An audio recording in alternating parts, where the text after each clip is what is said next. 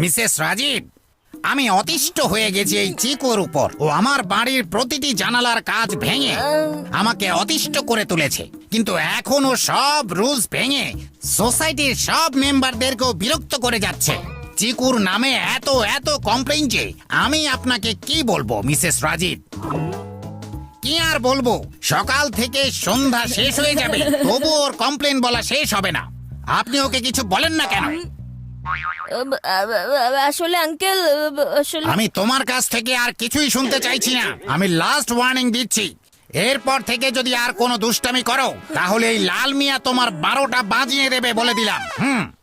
চিকু, তোমার নামে কমপ্লেন শুনতে শুনতে আমি তো ক্লান্ত হয়ে গেছি।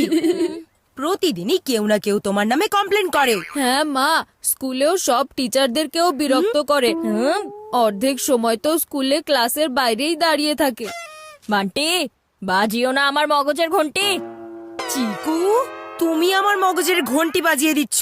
এমন একটা মানুষ তুমি দেখাতে পারবে যে তোমার নামে একটা ভালো কথা বলবে? ভাবার দরকার নেই, এরকম কেউ নেই। ব্যাস, অনেক হয়েছে। আজ থেকে তোমার ক্রিকেট খেলা বন্ধ, নতুন ব্যাট কেনাও ক্যান্সেল, ক্রিকেটের ট্রেনিংও ক্যান্সেল। না মা, না, তুমি এমনটা করতে পারো না মা। আমি কি কি করতে পারি তোমার ধারণাও নেই সেটা। এমন কোনো মানুষ আছে যে তোমার প্রশংসা করে? খোঁজো, যদি খুঁজতে পারো তাহলে।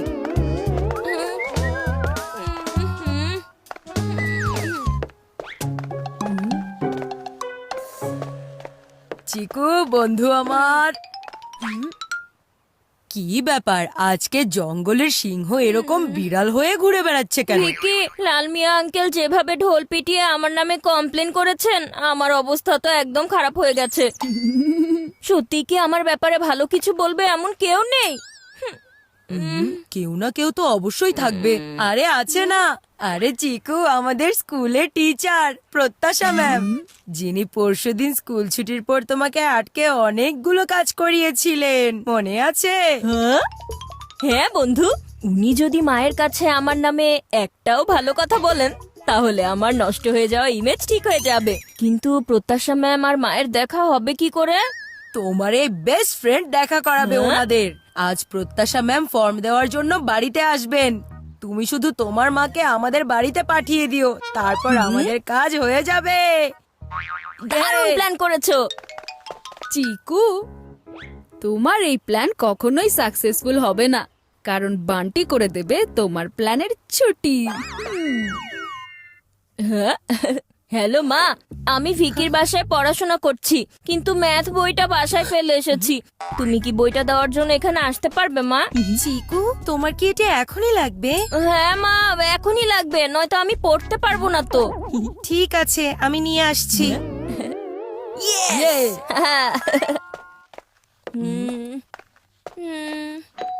ইয়েস মা, আর নয়তো প্রত্যাশা ম্যাম চলে এসেছে।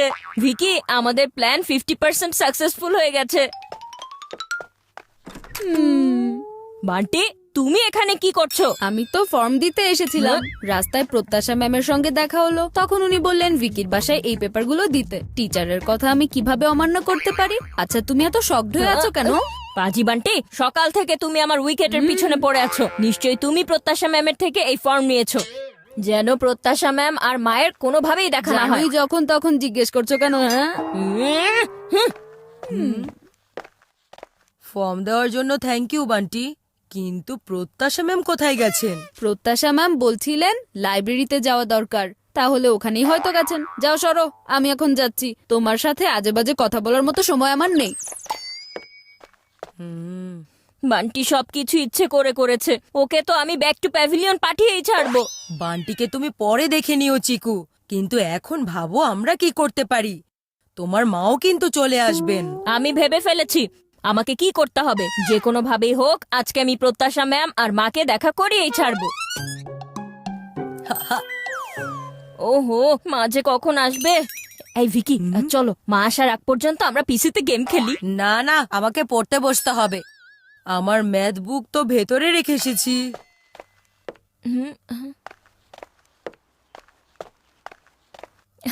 মা চলে এসেছে।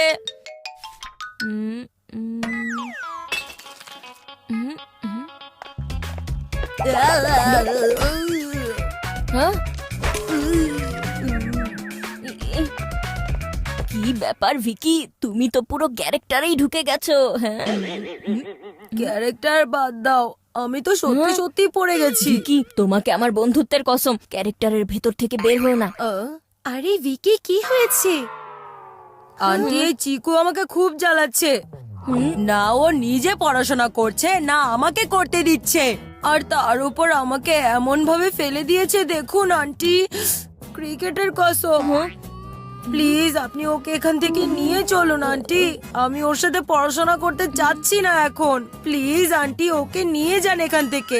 ওহো চিকু, তোমার বেস্ট ফ্রেন্ডই তোমার উপর বিরক্ত হয়ে গেছে, এবার তো তুমি কিছু ভাবো। ও ড্রামা করছে মা। এমনিতেও আমি এখানে পড়তে চাই না, আমি লাইব্রেরিতে গিয়েই পড়বো, একটু শান্তিতে পড়বো আমি। তোমার যা খুশি করো, যেখানে খুশি করো, যেভাবে খুশি করো, কিন্তু আমাকে রাগিও না তুমি। মা, তুমি প্লিজ 5 মিনিট এখানে দাঁড়াবে, আমার হোম স্টাডির জন্য একটা বই দরকার। আমি সেটা নিয়ে আসছি। হ্যাঁ, তুমি ওটা বাড়িতে নিয়ে যেও। ঠিক আছে, তাড়াতাড়ি এসো, আমার ঘরে অনেক কাজ বাকি আছে। এই তো মা, এখনই যাচ্ছি আর এখনই আসছি। আমাকে তাড়াতাড়ি প্রত্যাশা ম্যামকে খুঁজতে হবে, উনাকে মায়ের সাথে দেখা করাতেই হবে। তারপর প্রত্যাশা ম্যাম মায়ের কাছে আমার ব্যাপারে ভালো ভালো কথা বলবে, আর সব ক্যান্সেল করা জিনিস আমি পেয়ে যাব। ও নো, মানুষজন এত বই কেন পড়ে, তাও আবার নিজের মুখ লুকিয়ে। প্রত্যাশা ম্যাম, আপনি কোথায় আছেন? মনে হচ্ছে উনিই প্রত্যাশা ম্যাম, কিন্তু কনফার্ম হতে হবে, নয়তো আমি ঝামেলায় পড়ব।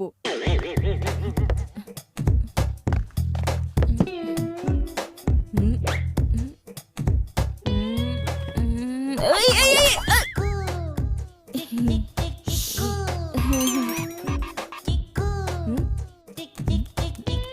আউ! প্রত্যাশা ম্যামকে খোঁজার জন্য আমার কত কি পোহাতে হচ্ছে। হ্যাঁ,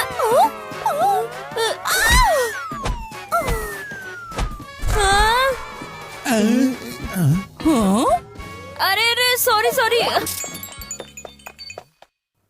হ্যালো, আমি হলাম বান্টি, আর আপনি ভুল নম্বরে ডায়াল করেছেন। এটা প্রত্যাশা ম্যামের নাম্বার নয়। প্রত্যাশা ম্যামের ব্যাপারে আরো কিছু জানতে হলে ডায়াল করুন Bunty the great K. Bunty the great. হ্যাঁ, বান্টি, তুমি তুমি এখানে কি করছো? আর প্রত্যাশা ম্যামের খবর তোমার কাছে কি করে এলো? ফেসে গেছো তো তুমি আমার জালে। এখানে প্রত্যাশা ম্যাম আসবেন না, আমি তো তোমাকে মিসগাইড করেছিলাম। হ্যাঁ, এসব কে করেছে? শান্তিকে অশান্তিতে রূপ দিয়েছে। আমি কিছু করিনি ম্যাম, আমি তো এখানে চুপচাপ পড়ছিলাম।